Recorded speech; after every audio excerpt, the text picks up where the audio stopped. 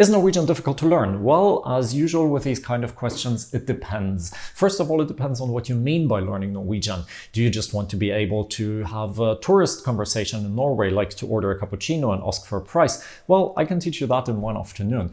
But if you want to be fluent in Norwegian, if you want to work in Norway or study in Norway, then obviously it will take you much more time. But maybe that's not how you meant the question. Probably you wanted to ask, is Norwegian difficult to learn in comparison to other languages like Chinese or Arabic or Russian?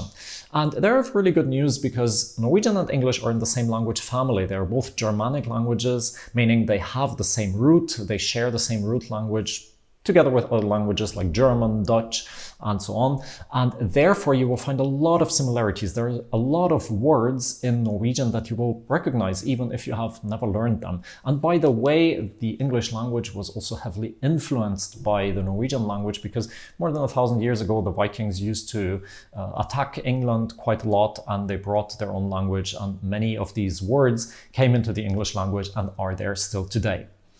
So from that perspective, Norwegian is not very difficult, and also the Norwegian grammar could be much worse. There are not so many different endings. Verbs, for example, in Norwegian, they only have one form per tense. So that's really cool. There is not so much for you to learn. So starting to learn Norwegian is actually quite easy from that perspective. But of course, there are a few other challenges when you want to learn a language like Norwegian, and I don't want to hide this from you. So what might be a little bit difficult about it?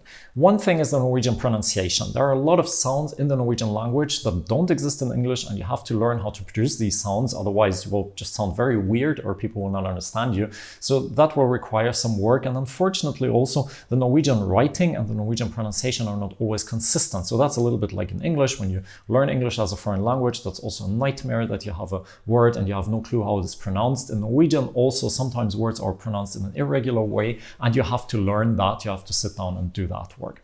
Also, the Norwegian grammar does have a few peculiarities that you should be aware of.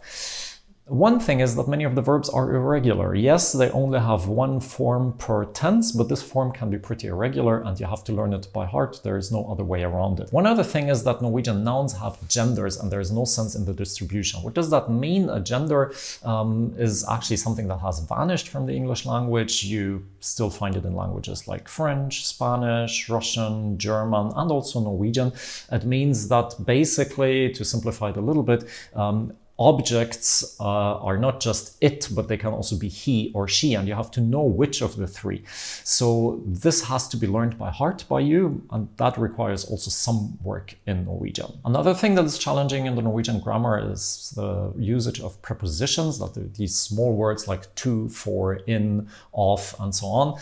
And they are used in a not very logical way many times, and you have to learn these ways also. So this, unfortunately, is also a bit challenging. One thing that's really weird about Norway is that although there are just 5 million people in the country, there are 2 official written languages. These 2 official written languages are very similar. They're called bokmål and nynorsk. If you have learned one of them, you can usually read the other one as well, but they exist. They are a fact in modern Norwegian language.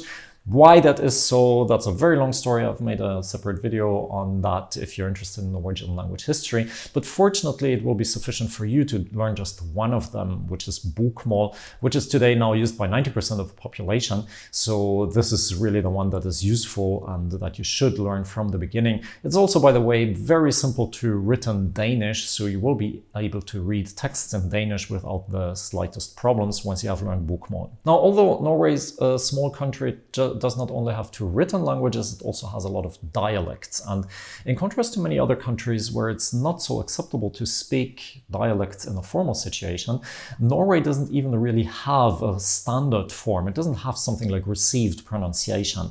So basically, everybody uses their dialect. You will have university lectures in dialect or radio interviews or really formal situations. So these dialects are not very far from each other, but if you start learning Norwegian, this can be a little bit challenging. Is something that you need to get used to.